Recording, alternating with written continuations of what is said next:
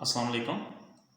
विलायत एकेडमी के चैनल में तमाम स्टूडेंट्स को खुशामदीद। उम्मीद है तमाम स्टूडेंट्स खैर आफियत से होंगे। हमारा आज का लेक्चर एफएससी सेकंड ईयर के चैप्टर नंबर 1 इलेक्ट्रोस्टैटिक्स के मतलब है।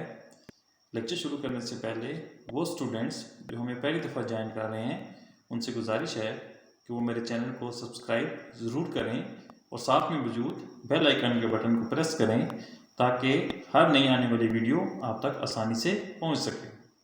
डियर स्टूडेंट्स, आइए अब हम चलते हैं अपने आज के लेक्चर के ऑब्जेक्टिव्स की तरफ। हमारे आज के लेक्चर के दो ऑब्जेक्टिव हैं, electrostatics and property of the electric charge और इंशाअल्लाह अज़ीज़ हम इन दोनों टॉपिक को बड़ी तफसील से डिस्कस करेंगे। डियर स्टूडेंट्स, सबसे पहले हम इलेक्ट्रोस्टैटिक्स को डिफाइन करते हैं। Electrostatics is the branch of physics that studies charges at rest. इससे मुराद हम ये लेते हैं फिजिक्स की ऐसी शाख जिसमें हम रेस्ट की हालत में मौजूद चार्जेस के मुतालिक पढ़ते हैं, इलेक्ट्रोस्टैटिक कहलाती है। Electrostatic phenomena arises from the forces that electric charges exerts on each other. इस पॉइंट से मुराद हम ये लेते हैं कि इलेक्ट्रोस्टैटिक का फिनोमेना ऐसी फोर्सेस की वजह से पैदा होता है जो इलेक्ट्रिक चार्जेस एक दूसरे के ऊपर लगाते हैं। डियर स्टूडेंट्स, बहुत से सादा तजुर्बात इलेक्ट्रिक फोर्स और चार्जेस के मौजूद होने का सबूत देते हैं। आइए अब हम डेली लाइफ में इलेक्ट्रोस्टैटिक्स फोर्स की कुछ एग्जांपल्स देखते हैं और उनको तफसील से डिस्कस करते हैं।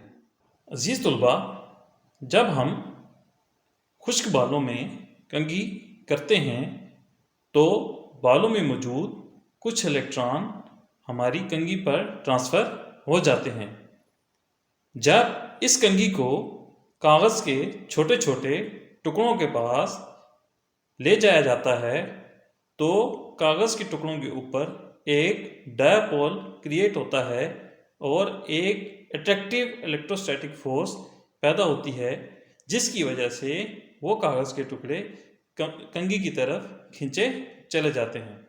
इसी तरह जब एक ग्लास रॉड को रेशम के कपड़े यानी सिल्क के साथ रब करते हैं तो ग्लास पर मौजूद इलेक्ट्रॉन सिल्क के कपड़ों के ऊपर ट्रांसफ़र हो जाते हैं और एक अट्रैक्टिव फोर्स पैदा करते हैं। ये अट्रैक्टिव फोर्स इलेक्ट्रोस्टैटिक फोर्स कहलाती है। अजीज़ तलबा, आइए अब हम चलते हैं अपने आज के लेक्चर के दूसरे ऑब्जेक्टिव यानी कि properties of the electric charges के। सबसे पहले हम डिफाइन करेंगे इलेक्ट्रिक चार्ज को। Electric charge is the physical property of matter that cause it to experience a force when placed in an electromagnetic field. इससे मुराद हम ये लेते हैं इलेक्ट्रिक चार्ज किसी भी मैटर की एक फिजिकल प्रॉपर्टी होती है। जब उसको इलेक्ट्रोमैग्नेटिक फील्ड में रखा जाता है तो उसके ऊपर एक फोर्स को एक्सपीरियंस किया जाता है। In a series of experiment, it was found that there are two kind of charges which are given the name positive and negative. इस पॉइंट से मुराद हम ये लेते हैं कि बहुत से तजर्बात के बाद इस बात का मुशाहिदा किया गया कि चार्ज की हमारे पास दो किस्में होती हैं जिनको हम पॉजिटिव चार्ज और नेगेटिव चार्ज का नाम देते हैं। We identify negative charge as that type possessed by electron. इस पॉइंट से मुराद हम ये लेते हैं कि नेगेटिव चार्ज को हम इलेक्ट्रॉन्स के तौर पर पहचानते हैं and positive charge as that type possessed by proton, और पॉजिटिव चार्ज को हम प्रोटॉन्स के तौर पर पहचानते हैं। Dear students, system international unit of charge is coulomb and is represented by C. System international unit में चार्ज का यूनिट कूलम है और उसको हम कैपिटल सी से रिप्रेजेंट करते हैं। 1 coulomb charge is defined as charge carried by 6.25 exponential 18 electrons. इससे मुराद हम ये लेते हैं कि 1 कूलम चार्ज 6.25 ज़रब 10 की ताकत 18 इलेक्ट्रॉन्स के चार्ज के बराबर होता है। अजीज तुलबा, like charges repel each other and unlike charges attract each other। एक जैसे चार्ज एक दूसरे के ऊपर दफा की फोर्स लगाते हैं, जबकि मुखालिफ चार्ज एक दूसरे के ऊपर अट्रैक्टिव फोर्स लगाते हैं। डियर स्टूडेंट्स, यहाँ ये बात जानना इंतहाई ज़रूरी होता है कि electric charges is always conserved in an isolated system. किसी भी आइसोलेटेड सिस्टम में इलेक्ट्रिक चार्ज हमेशा कंजर्व रहता है। That is one object is rubbed against another, charge is not created in this process. हम इससे मुराद ये लेते हैं कि किसी भी आइसोलेटेड सिस्टम में चार्ज पैदा नहीं होता, बल्कि इलेक्ट्रीफाइड स्टेट जो होती है वो चार्जेस के एक जिस्म से दूसरे जिस्म पर जाने की वजह से पैदा होती है।